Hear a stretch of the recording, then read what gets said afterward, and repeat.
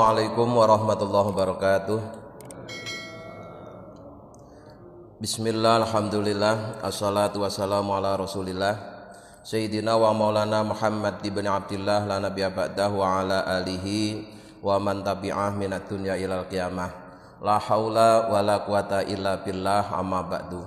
Lillahi ta'ala al-fatihah. A'udzu billahi minasyaitonir rajim. Bismillahirrahmanirrahim. Alhamdulillahi rabbil alamin. Ar-rahmanir rahim. Maliki yaumiddin. Iyyaka na'budu wa iyyaka nasta'in.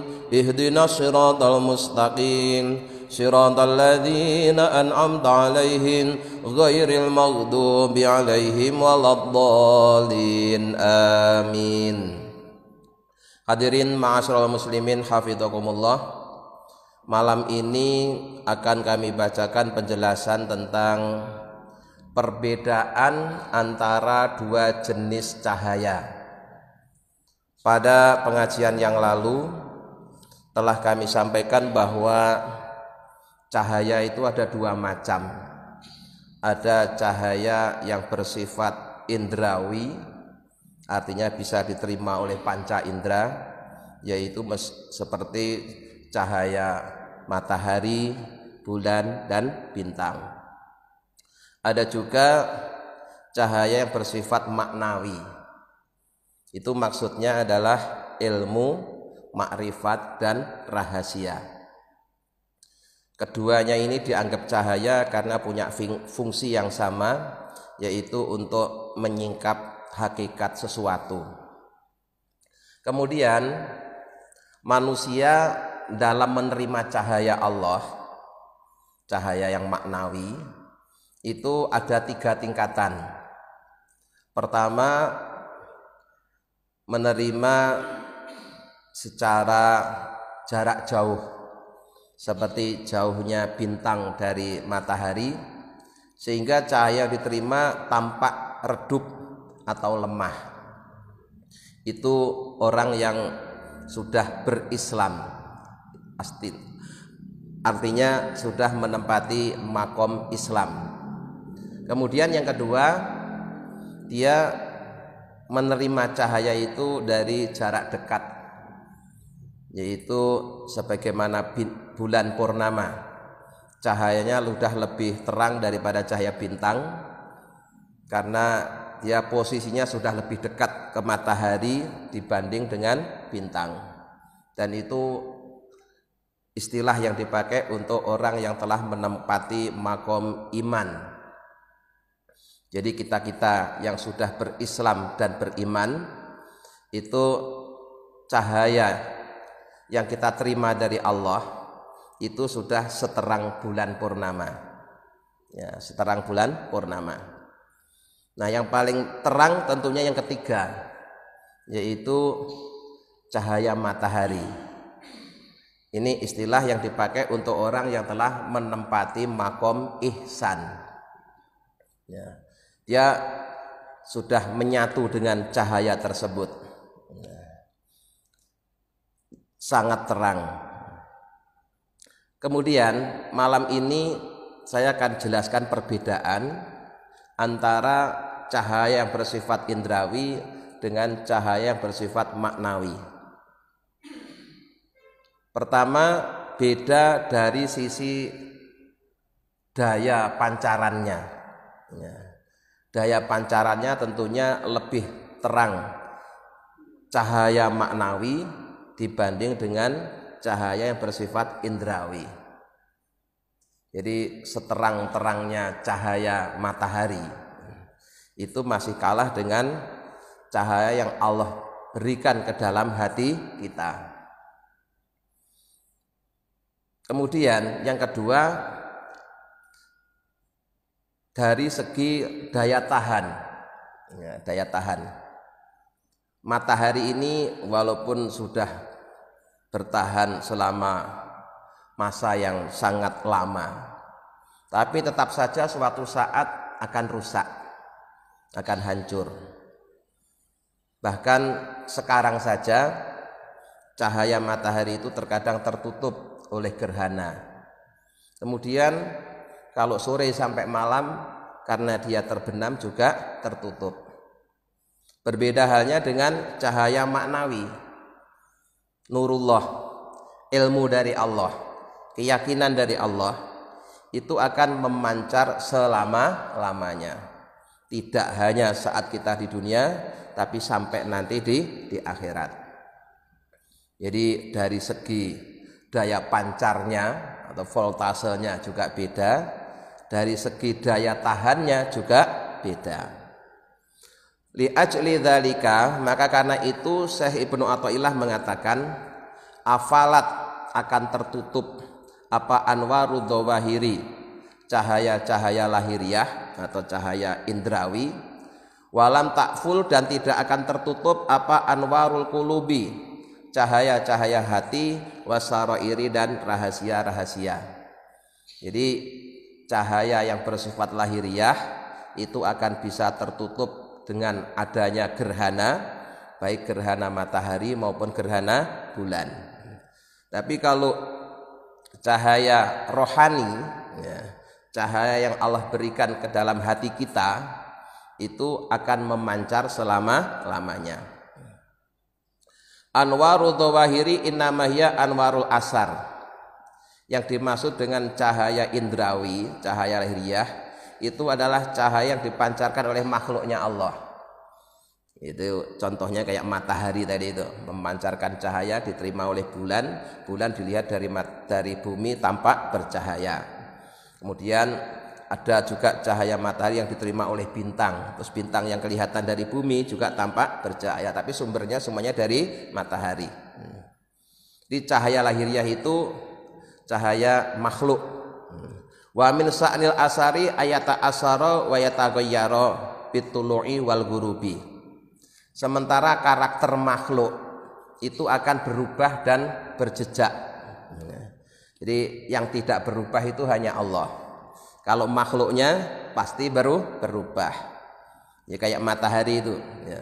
Malam ini matahari tidak kelihatan. Besok pagi muncul sedikit demi sedikit sampai tengah hari puncak terangnya. Kemudian semakin sore semakin redup, kemudian sore, ya, menjelang malam tenggelam lagi, berubah-ubah. Itulah sifat makhluk, ya. Sifat makhluk itu semuanya berubah. Kita ini juga berubah dari tidak ada menjadi ada, masih dalam bentuk nutfah di tulang sulbi orang tua kita, kemudian pindah ke rahim ibu kita, ya, berproses sampai kemudian saatnya lahir jadi bayi, jadi anak-anak, jadi remaja, orang tua, dan seterusnya, sampai kemudian nanti kembali menjadi tidak ada. Jadi semua makhluk Allah itu mengalami perubahan.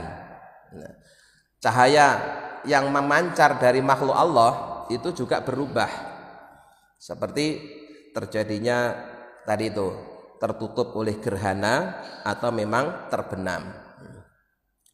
Nah sebaliknya, walam ta'ful ay lam taghrub anwarul qulub wa hiya anwarul Islam wal iman.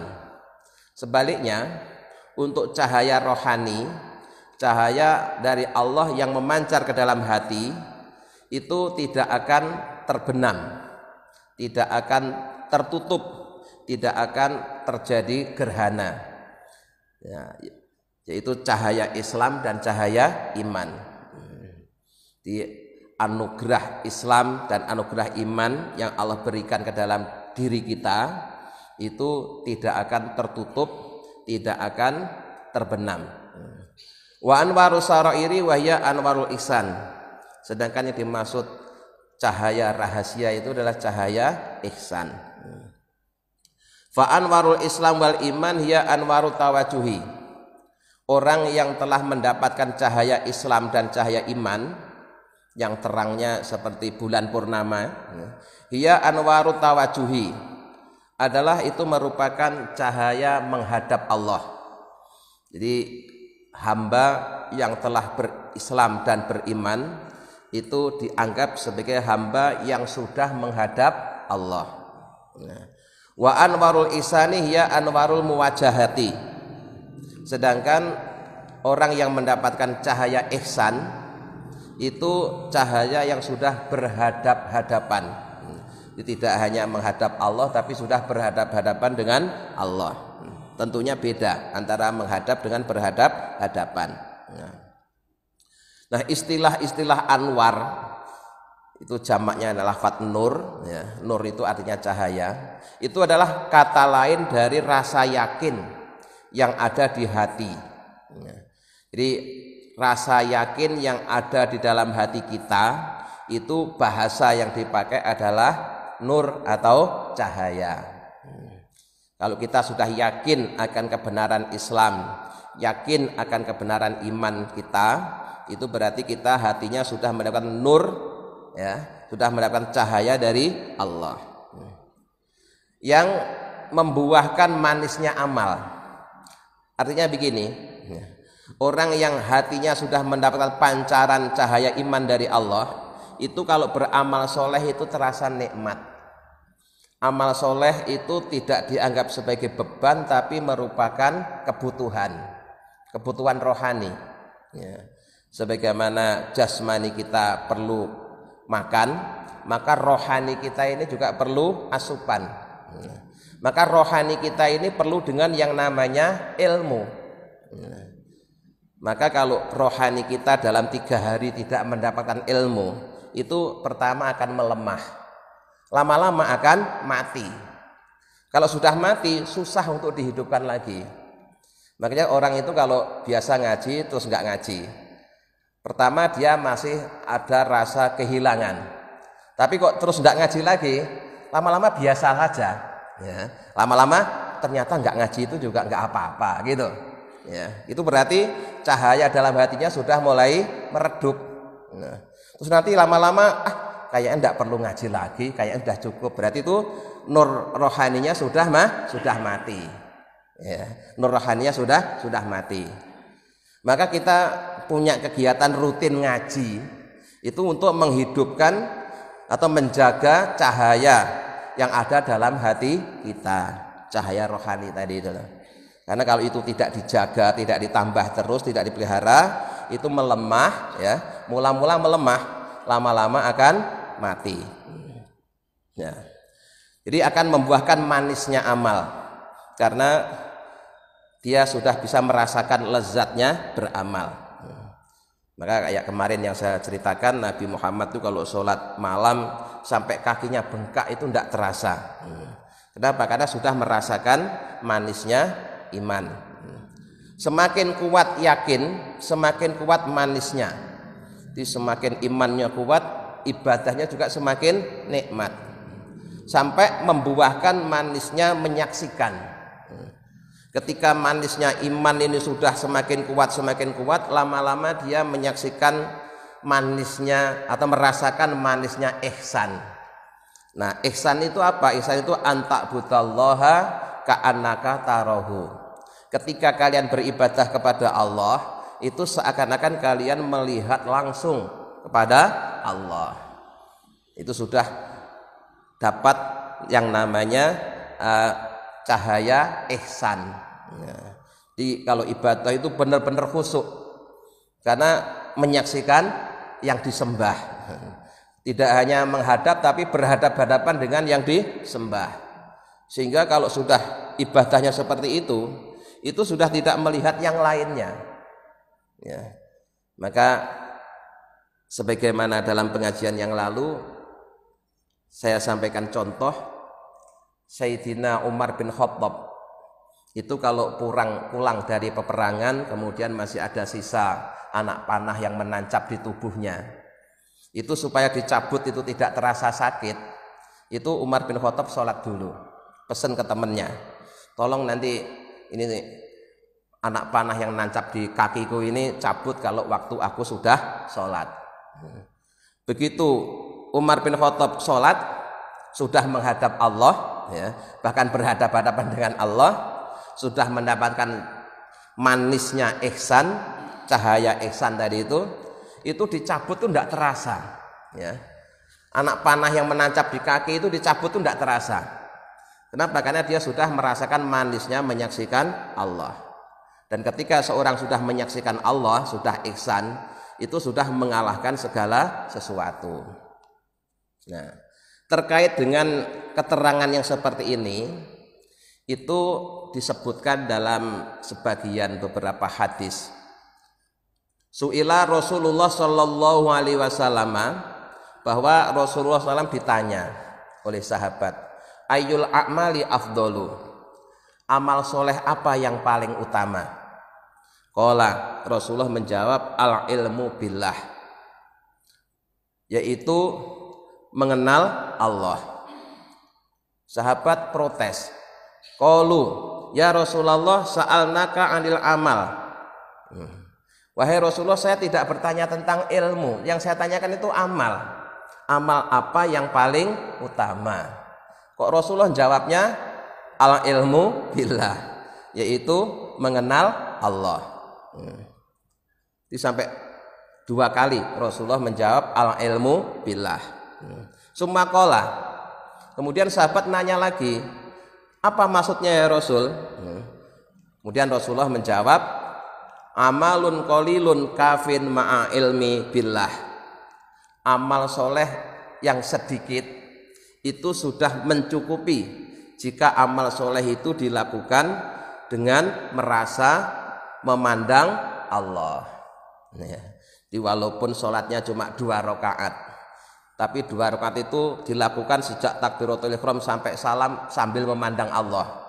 Itu sudah mencukupi. Dibanding yang mungkin 10 rakaat tapi waktu sholat mata hatinya keliaran kemana-mana. Nah, itu kelasnya Rasul, kelasnya Nabi, kelasnya walinya Allah, kelasnya makom ihsan tadi itu. Kalau kita rata-rata masih menempati makom Islam dan iman. Cahayanya sudah lumayan, sudah kayak bulan purnama, tapi ini juga harus dijaga, karena bulan itu masih juga bisa terkena gerhana. Bulan purnama yang indah itu kalau ketutup gerhana kan menjadi tidak indah. Ilmu yang sudah ada dalam hati kita itu kalau ketutup juga menjadi tidak indah. Nah, yang menutup ilmu yang ada dalam hati kita itu apa? Yang menutup adalah perbuatan maksiat. Jadi kalau orang sudah punya ilmu tapi masih suka berbuat maksiat, itu ilmunya akan tertutup oleh maksiat tadi. Ibaratnya seperti cahaya bulan purnama yang tertutup oleh gerhana sehingga tidak berfungsi. Nah, terkait dengan hal ini ada pengalaman dari Imam Syafi'i. Imam Syafi'i, Imam madhab itu loh. Itu terkenal orang yang dari kecil itu memang sudah sangat cerdas, sangat cerdas. Masih kecil sudah hafal Al-Quran, hafal ribuan hadis. Masih umur belasan tahun itu sudah jadi mufti. Namun demikian Imam Syafi'i itu pernah mengalami kesulitan menghafal ilmu.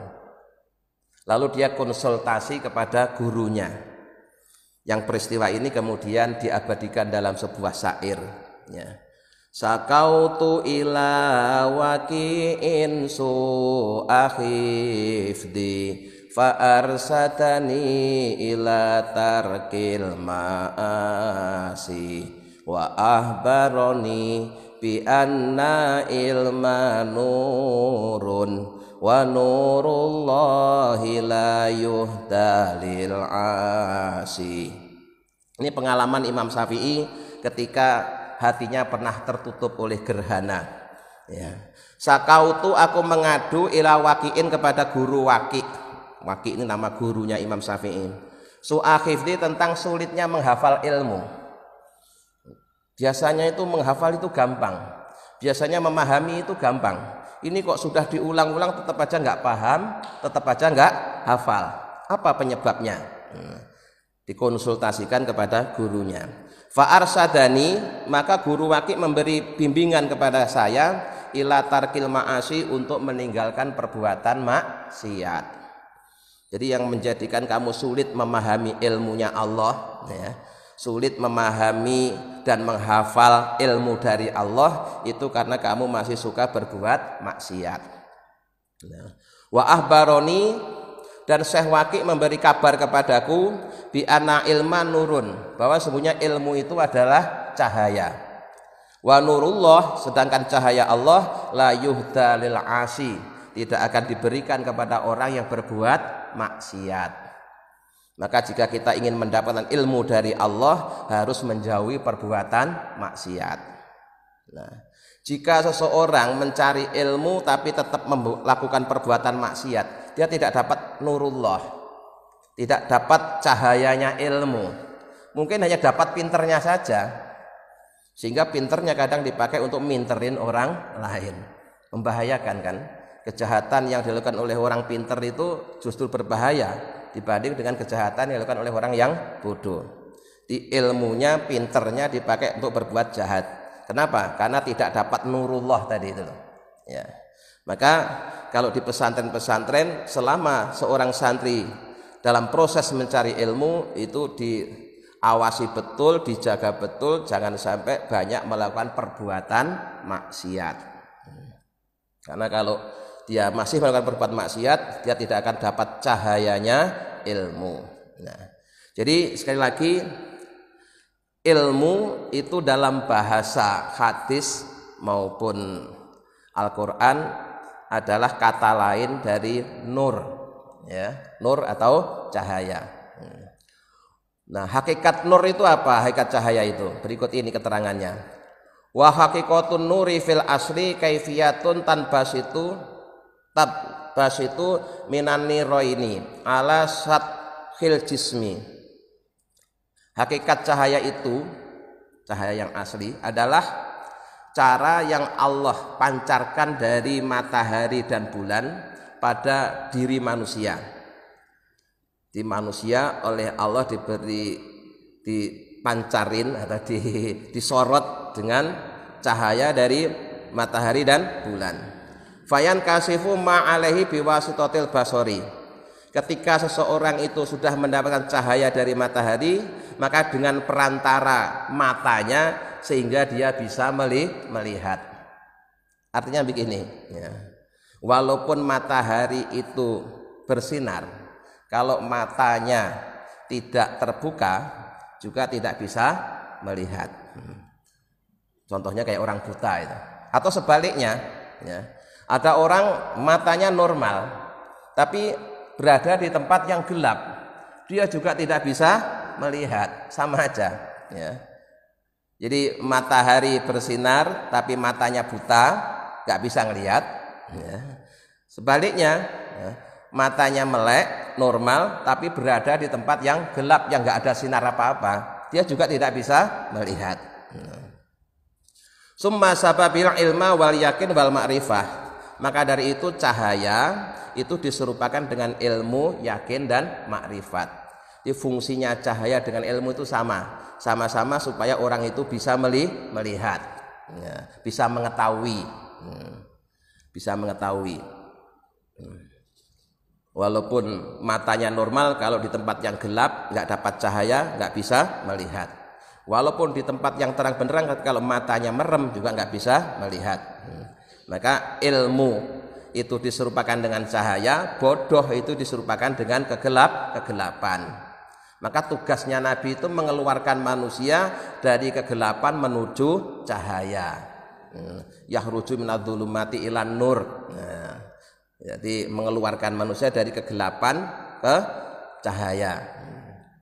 Nah, yang termasuk juga disebut gelap itu ketika orang itu tidak kenal Tuhan, kafir. Terus cahaya itu apa? Iman. Nah, ketika masih kafir dianggap dalam kegelapan, kemudian setelah dapat iman dia sudah mendapat cahaya, mendapat nurul iman, nurul Islam, nurul ihsan. Jadi cahaya itu diserupakan dengan yakin, ilmu atau makrifat. 5 bainahuma minasibhi, karena keduanya terdapat keserupaan, itu fi kasfi haqiqatil asya'i. Baik ilmu maupun cahaya itu ada keserupaan sama-sama untuk membuka hakikat sesuatu. Ya, hakikat sesuatu itu bisa dibuka dengan ilmu atau dengan cahaya. dan bisa dibedakan. Kalau di kegelapan kita tidak bisa membedakan, begitu ada cahaya, bisa melihat dan bisa membedakan. Fanurul hisyu yang qati'u bin qita'i aslihi. Cahaya indrawi itu bisa tertutup dengan tertutupnya sumbernya. Jadi terangnya alam semesta ini akan menjadi gelap kalau mataharinya ketutup. Ya. Begitu juga indahnya malam hari akan menjadi gelap gulita kalau bulan purnamanya terjadi gerhana total. Nah, itu karena cahaya indrawi. Jadi cahaya indrawi itu bisa tertutup oleh gerhana atau terbenam tadi. Wa nurul maknawi, sedangkan cahaya maknawi ilmu tadi itu alladzi wa nurul qulub, yaitu cahaya yang ada dalam hati, la yanqati'u abadan, tidak akan tertutup selama-lamanya. Terbukti banyak orang yang secara lahiriah mata lahirnya tertutup atau buta, tapi mata hatinya melek. Nah, apa yang terjadi? Orang tersebut ternyata masih lebih bermanfaat dibanding mereka yang mata lahirnya terbuka tapi mata hatinya tertutup. Orangnya melek tapi tidak punya ilmu sama sekali, itu kan tidak bisa beri manfaat pada orang lain. Ya. Ada orang melek matanya bisa ngelihat, tapi hatinya kosong dari ilmu, tidak punya ilmu sama sekali. Orang seperti itu kan tidak bisa memberi manfaat pada orang lain. Sebaliknya, ada orang mata kepalanya buta, tapi hatinya penuh dengan ilmu. Itu dia bisa memberi manfaat pada orang lain dengan mengajar, dengan menyusun kitab. Maka banyak Pak ulama-ulama yang alim, ya, ternyata beliau adalah orang yang mata kepalanya buta, tapi mata hatinya melek, ya. Hafal Al-Quran lengkap dengan tafsirnya, hafal ribuan hadis, hafal kitab fikih, banyak yang seperti itu. Sehingga walaupun mata lahirnya buta tapi mata hatinya terbuka. Falidzalika ansata syaihu hadzal bait. Maka dari itu berikut ini ada sebuah syair yang menjelaskan bahwa mata lahiriah itu bisa tertutup, ya, atau cahaya indrawi itu bisa tertutup, tapi kalau cahaya maknawi tidak akan tertutup. Inna samsan nahari taghrubu bilailin. Sesungguhnya cahaya, ya, sinar matahari di siang hari itu akan tertutup dengan datangnya malam. Ya, kalau siang hari semuanya terang, tapi begitu malam hari kan tidak tampak apa-apa. Wasamsul qulubi, sedangkan matahari yang menyinari hati, jadi ilmu, yakin, makrifat yang ada dalam hati itu laisat taghibu, dia tidak akan tertutup oleh apapun. Qala Syekh Zaruk, berkata Syekh Zaruk radhiyallahu anhu, fasamsul qulubi la taghibu abadan. Matahari hati, ya, itu tidak akan terbenam selama-lamanya. Bal hiya daimatun, tetapi selalu memancarkan cahaya. La tanqati'u, yang tidak akan terputus. Wa baqiyatun, dan abadi. La tansorimu, yang tidak akan habis, li baqai madadiha, karena kekalnya anugerah dari Allah. Jadi kalau ilmu yang Allah pancarkan ke dalam hati hambanya itu tidak akan tertutup selama-lamanya, tidak akan terjadi gerhana. Beda dengan cahaya matahari, walaupun terang benderang terkadang tertutup oleh gerhana atau terbenam. Wahia ma'anil awsofir robbaniyati, yang dimaksud dengan cahaya hati itu adalah makna sifat-sifat ketuhanan. Terus wahyal afakur ruhaniyatu, jika matahari, bulan, bintang itu ada di ufuk langit, ya, maka ilmu, yakin, makrifat itu ada di ufuk rohani. di ufuk rohani.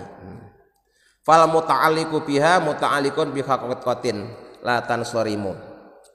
Nah, maka karena ini adanya di ufuk rohani, ya, bukan di ufuk langit tapi di ufuk rohani, dia akan bergantung pada hakikat sehingga selamanya tidak akan habis cahayanya dan tidak akan tertutup. Wa min hadzal wajhi kana ghinal qaumu billahi la bil asbabi. Maka ketika seorang telah mendapatkan pancaran nur ilahi, nur ihsan, yang sudah berhadapan dengan Allah, maka dia sudah tidak perlu perantara lagi. Wa ta'alluquhum bihi la bisyai'in dunahum. Dan dia hanya bergantung kepada Allah, tidak bergantung pada selain Allah, karena sudah memandang bahkan berhadapan-hadapan dengan Allah. Hadza akhirul babil ashir. Keterangan ini merupakan akhir dari bab ke-10. Wa hasiluha, isi dari bab ke-10 itu pertama, ya kemarin sudah dijelaskan tentang dzikru kaifiyatil jazai alal a'mal. Cara Allah memberikan balasan pada hambanya yang beramal soleh. Ya, ada yang spontan, ada yang ditunda. Ringkasnya begitu. Wa zajru ala talabihi, kemudian juga berisi penjelasan tentang kalau kita beramal, ya beramal atau beribadah kepada Allah itu dilarang dengan tujuan mencari imbalan.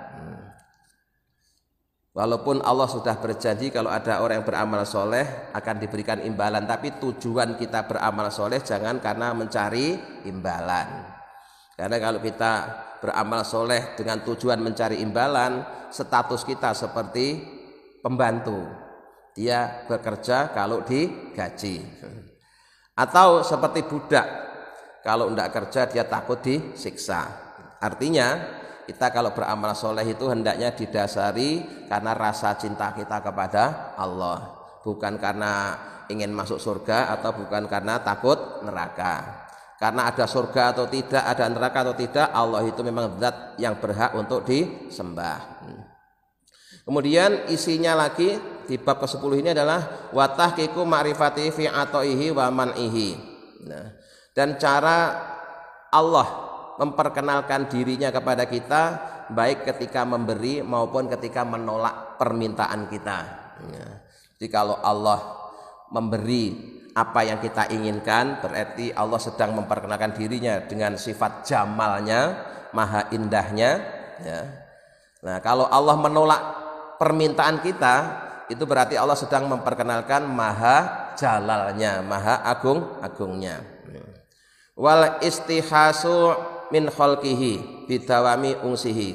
Kemudian dalam bab sebelumnya juga dijelaskan tentang ketika kita merasa tidak nyaman terhadap sesama ciptaan Allah, itu harapannya supaya kita merasa nyaman dengan Allah. Jadi orang yang sudah mengenal Allah itu akan merasa nyaman bersama Allah dibanding dengan bersama sesama ciptaan Allah. Jadi nikmatnya ketika Bapak sholat atau ketika Bapak zikir di sepertiga malam terakhir itu lebih nikmat dibanding ketika Bapak ngobrol bersama teman-teman di pos kampling, gitu. Ya. Itu orang yang sudah mengenal Allah begitu. Ya. Jadi rasanya pas rukuk sujud ketika di waktu sepertiga malam terakhir atau tengah malam di saat orang tidur itu lebih nikmat, lebih nyaman dibanding dengan Bapak ngobrol bersama temannya di siang hari. Itu sudah merasakan manisnya ibadah. Kemudian di dalam bab ke-10 ini juga Allah menjelaskan, kitab ini menjelaskan tentang cahaya Allah tadi itu yang baru saja kita jelaskan. Nah, kalau semua itu sudah kita dapatkan dan kita lakukan, apakah berarti kita sudah langsung masuk surga? Jawabannya belum. Ya, jawabannya belum.